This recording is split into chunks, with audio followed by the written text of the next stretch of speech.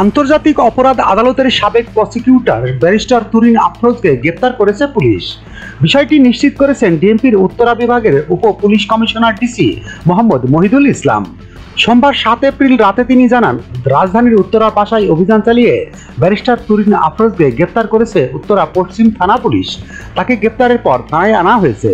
মহিদুল ইসলাম জানান, ব্যারিস্টার তুরিন আফরোজের বিরুদ্ধে উত্তরা পশ্চিম থানায় একটি মামলা রয়েছে।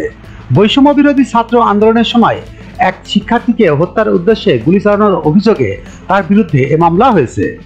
এর আগে তুরিনের বাড়িতে অভিযান চালানোর বিষয়টি নিশ্চিত করে উত্তর পশ্চিম থানার officer in charge OC Hafizur Rahman বলেন, আমরা ব্যারিস্টার তুরিন আফরোজের বাসা ঘিরে রেখেছি। তার বিরুদ্ধে উত্তরা পশ্চিম থানা ছাড়াও নীলফামারীতে তার বিরুদ্ধে একাধিক মামলা রয়েছে। প্রসঙ্গত 2018 সালে মানবতা বিরোধী অপরাধের মামলায় এক আসামির সঙ্গে গোপন বৈঠকের অভিযোগের প্রেক্ষিতে 2019 সালের নভেম্বর মাসে আন্তর্জাতিক অপরাধ ট্রাইব্যুনালের প্রসিকিউটর পদ থেকে তুরিন আফরোজকে অব্যাহতি দেওয়া হয়। এসবিডি 24 সত্য প্রকাশে প্রতিশ্রুতিবদ্ধ। চ্যানেলটি সাবস্ক্রাইব করুন।